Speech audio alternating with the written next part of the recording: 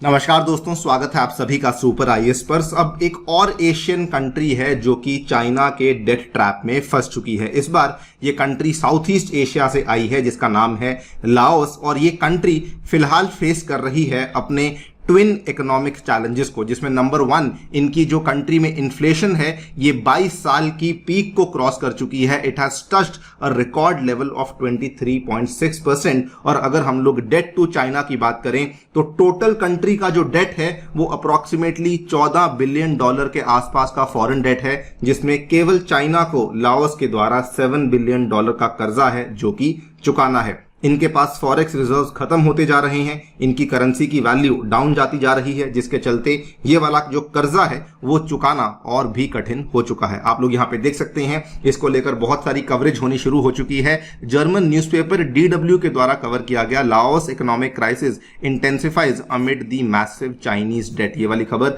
आज से 4 दिन पहले 9 अगस्त को सामने आई थी। और इनफैक्ट अगर आप यहाँ पे देखें तो पिछले 1-2 महीने से जो लाओस की अर्थव्यवस्था को लेकर कॉमेंट्री चल रही है, फिच रेटिंग्स के द्वारा जो लाओस की लॉन्ग टर्म फॉरेन करेंसी है उसकी भी रेटिंग को डाउनग्रेड कर दिया गया है, और मूडीज के द्वारा जो लाओस की यहां पे क्रेडिट रेटिंग जो होती है उसको भी यहां पे डाउनग्रेड करते हुए जंक टेरिटरी में डाल दिया गया है। यानी कि जो कहानी हमें श्रीलंका में देखने को मिली उसके बाद कुछ लेवल्स पे हमें बांग्लादेश पे भी देखने को मिल रही है, ऑलमोस्ट सिमिलर टाइप की कहानी अब हमें लाओस में देखने को मिल रही है। बात करेंगे डिटेल में लाओस के बारे में, ऑल्सो क्या क्या यहाँ पे इकोनॉमिक प्रॉब्लम्स ये लोग फेस कर रहे हैं उसके बारे में चर्चा भी करी जाएगी। आइए शुरू करते हैं दोस्तों मेरे साथ। मेरा नाम है अनिरुद्ध। यदि आप लोग इस लेक्चर की PDF को डाउनलोड करना चाहते हैं तो यहाँ पर दिए गए टेलीग्राम चैनल के माध्यम से कर सकते हैं। इसके अलावा अगर आपने अभी तक हमारे चैनल को सब्सक्राइब नहीं किया है so please do that, so that आपको हमारी सभी वीडियोस की नोटिफिकेशंस टाइम टू टाइम मिलते रहें। राइट, सो अगर हम लोग लाओस की बात करें, सबसे पहले आप लोग इसके बारे में कुछ बेसिक्स जान लीजिए। लाओस जो है इसको officially Laos people's democratic republic के नाम से भी जाना जाता है, और ये एक सोशलिस्ट स्टेट है और ये साउथ ईस्ट एशिया में मिलने वाली एक लौती लैंडलॉक्ड कंट्री है। अगर आप देखेंगे लाओस के राइट साइड पे आपको वियतनाम देखने को मिलेगा, लेफ्ट साइड पे थाईलैंड देखने को मिलेगा और म्यांमार देखने को मिलेगा, नॉर्थ में आपको चाइना और साउथ में आपको कंबोडिया देखने को मिल जाता है। लाओस की जो सबसे बड़ी सिटी और जो इनकी राजधानी है, it is very similar to the name Vietnam. इसको दोस्तों वियंतनी भी कहा जाता है। नाउ लाओस जो है ये आपको बता दें एशिया पैसिफिक ट्रेड अग्रीमेंट का भी मेंबर है, जानी मानी ऑर्गेनाइजेशन एशियान का भी मेंबर है, और ईस्ट एशिया समिट के भी मेंबरशिप में लाओस आपको देखने को मिल जाता है। आज से कुछ साल पहले की बात है, वर्ल्ड बैंक के द्वारा उस टाइम पे एक अनुमान लगाया गया था। उन्होंने प्रोजेक्शन करी थी कि साउथ ईस्ट एशिया में लाओस जो है it is one of the fastest growing economy, और इन्होंने कहा था कि एवरेजिंग अगर हम बात करें तो 7.4% की एवरेज से हमें यहाँ पे लाओस की इकोनॉमी बढ़ती हुई देखने को मिल सकती है। लेकिन अब हमारे सामने जो कमेंट्री आ रही है वो नंबर 1 अगर बात करें, इन्फ्लेशन जो है वो लाओस में 22 ईयर हाई को टच कर चुकी है। इकोनॉमिक क्राइसिस काफी ज्यादा बिगड़ चुकी है। यहां पर आप देख सकते हैं लाओस का जो सबसे फेमस न्यूज़पेपर है वियंतनी टाइम्स के द्वारा इसको कवर किया गया। Inflation hits 22 year high of 23.6%। इसमें अगर आप देखेंगे इन्फ्लेशन में सबसे पहली चीज जो इनको देखने को मिली है वो ऑब्वियसली यहां पर जो ऑयल के प्राइसेस हैं वो काफी ज्यादा बढ़ चुके हैं, जिसके चलते जो नॉर्मल लोग हैं उनको काफी तकलीफ देखने को मिल रही है। और सेकेंडली प्रॉब्लम क्या हो रही है कि इनकी जो करेंसी है वो काफी तेजी से डेप्रिशिएट करती जा रही है। अगर हम लोग इनकी करेंसी की बात करें तो इनकी करेंसी को किप या फिर कभी कभार लाओस किप भी कहा जाता है।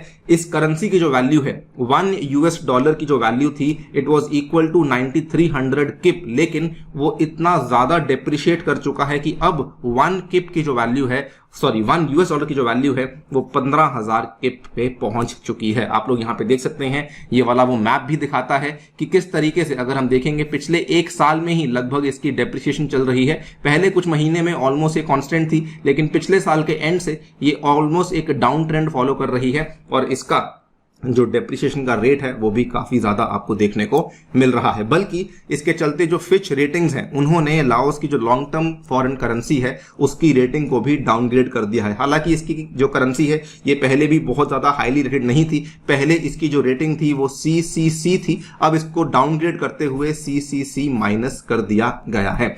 इसके अलावा अगर हम बात करें इन्फ्लेशन की तो लाओस में अगेन वियंतनी टाइम्स के द्वारा रिपोर्ट किया गया कि जो प्राइस है वो पेट्रोल का, गैस का और गोल्ड का, दोस्तों पेट्रोल के प्राइस में 107.1% का हमें बढ़ोतरी देखने को मिला है, गैस के प्राइस में 69.4% का बढ़ोतरी देखने को मिला है और दोस्तों गोल्ड के प्राइस में हमें 68.7% का इंक्रीमेंट देखने को मिला है। और यहां पर यह भी कहा जा रहा है कि जो फ्यूल क्राइसिस है वो काफी ज्यादा बढ़ चुकी है। लाओस की इकोनॉमी के द्वारा इस तरह के कदम भी लिए जा रहे हैं कि अगर कस्टमर पेट्रोल पंप्स पे आते हैं फ्यूल भरवाने तो उनके ऊपर अपर लिमिट लगाई हुई है कि आप जो है एक बार में $40 यानी कि 5 लाख किप से ज्यादा की वैल्यू का तेल नहीं भरवा सकते हैं। आप अंदाजा लगाइए, जो चीजें हमें श्रीलंका में, उसके बाद हमें बांग्लादेश में देखने को मिली, ऑलमोस्ट सिमिलर चीज अब हमें लाओस में भी देखने को मिल रही है। इतना ही नहीं बल्कि यह भी कहा जा रहा है कि जो डीजल की शॉर्टेज है वो लाओस के रूरल एरियाज को भी अफेक्ट करना शुरू कर चुकी है और वहां की जो एग्रीकल्चर की प्रोडक्टिविटी है और जो प्रोडक्शन है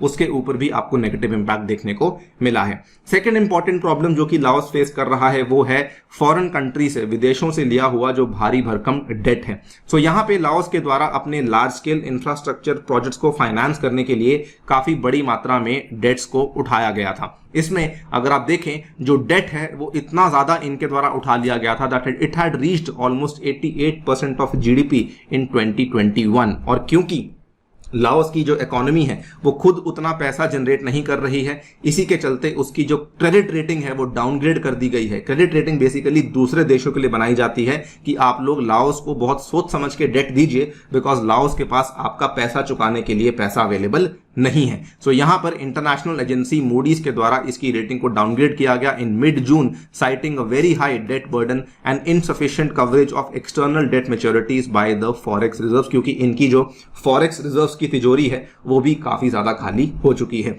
और इन्होंने बल्कि ये भी कहा है that the Laos default risk will remain high, यानी कि आने वाले टाइम में लाओस जो है वो किसी भी टाइम पे डिफॉल्ट डिक्लेयर कर सकता है। आप लोग यहां पे देख सकते हैं ये वो वाला कटआउट है जिसमें कि मूडी ने इसकी जो रेटिंग है को जंग टेरिटरी में डाल दिया है। अगर हम बात करें टोटल फॉरेन लोन्स में तो सबसे ज्यादा जो फॉरेन लोन्स हैं वो लाओस ने केवल अपनी एक लौती कंट्री चाइना से ही उठाया हुआ है। और यहां पर कई सारा डेटा ये बताता है कि 50% के आसपास का जो लोन है वो केवल और केवल चाइना से ही उठाया गया है। आप लोग यहां पे देख सकते हैं जो वर्ल्ड बैंक है उन्होंने वैल्यू किया है कि लाओस का जो टोटल डेट है वो लगभग $14.5 बिलियन के आसपास है, जिसमें कि उनका मानना है half of which is owed to China, because असल में चाइना के द्वारा लाओस के लिए एक बहुत ही बड़ी रेलवे को बनाया गया था। लेकिन कुछ कुछ यहाँ पे आंकड़े ये भी कहते हैं, एक एड डेटा लैब है, इंडिपेंडेंट रिसर्च लैब है, इन्होंने बल्कि कहा कि जो टोटल डेट जो कि एक्चुअली लाओस ओ करता है चाइना को वो 7 बिलियन के आसपास नहीं, वो $12.5 बिलियन के आसपास है।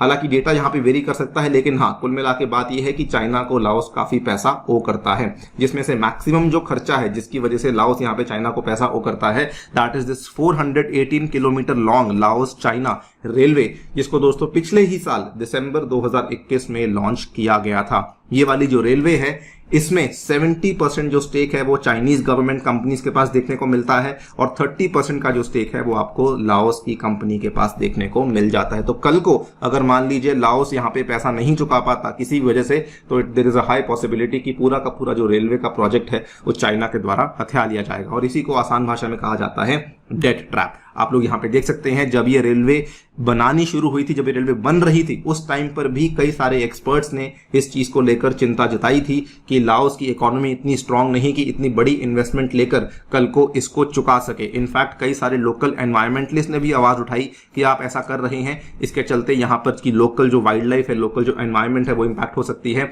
कई सारे लोगों को उनके घरों से यहाँ पे डिस्प्लेस किया गया। वर्ल्ड बैंक ने, एडीबी ने और कई सारे अदर्स ने भी इसको कॉशन किया था कि लाओस की इकोनॉमी में इतना पोटेंशियल नहीं कि कल को वो इतनी बड़ी रेलवे लाइन का एक्चुअली जो सही आरओआई है वो या फिर सही इस्तेमाल है वो कर सके, बिकॉज असल में इकोनॉमी में उतना दम ही नहीं है। बट आप देखें कि ऑलमोस्ट सेम सिचुएशन अब हमें देखने को मिल रही है, जिसके चलते जो प्रॉब्लम है वो यहां तक बढ़ चुकी है ना। ये तो मैंने आपके सामने केवल इकोनॉमिक प्रॉब्लम्स की बात करी है, प्रॉब्लम यहां पर पॉलिटिकल प्रॉब्लम्स में भी जाती हुई देखने को मिल रही है, जो हमें अगेन कहानी श्रीलंका में देखने को मिली। What started as an economic crisis transformed into a political crisis. Almost similar कहानी हमें लाओस में देखने को मिल रही है।